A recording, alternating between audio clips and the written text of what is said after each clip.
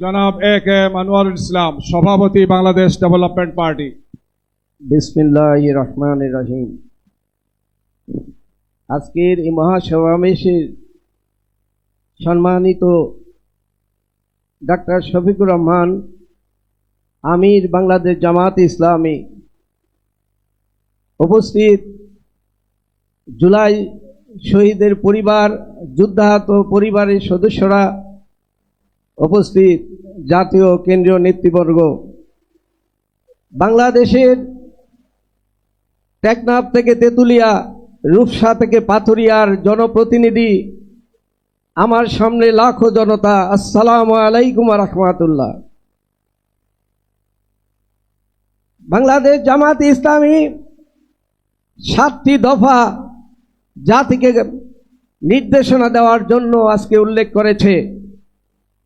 এই 7টি দফা স্বাধীনতা রক্ষার দফা, এই 7টি দফা ভোটাধিকারের দফা, এই 7টি দফা জুলাইয়ের চেতনার দফা, এই 7টি দফা আত্মনিয়ন্ত্রণাধিকারের দফা, এই 7টি দফা আমাদের স্বাধীনতাকে টিকিয়ে রেখে আগামীর বাংলাদেশ গঠনের দফা।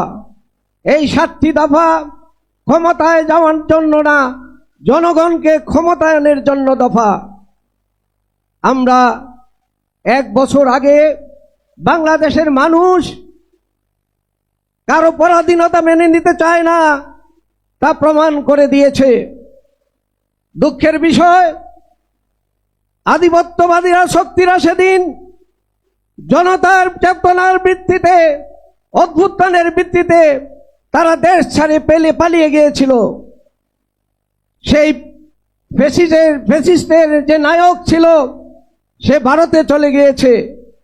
কিন্তু আজ যেসব চেয়ার খালি করে এ দেশ থেকে চলে গিয়েছিল, আমাদের জন্য খুব বিপজ্জনক অগ্নি সংকেত, তারা আবার স্বপদে স্বচেয়ারে ফিরে এসেছে।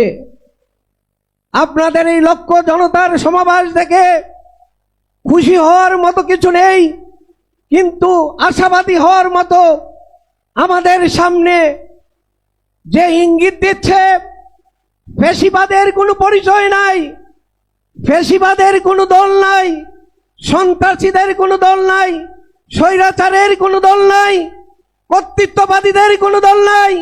অতীতে একটা দল ফ্যাসিবাদ হিসেবে আপনাদের আন্দোলনের মুখে পলাইয়ে গিয়েছে, আবার ফ্যাসিবাদীরা ঐক্যবদ্ধ হচ্ছে।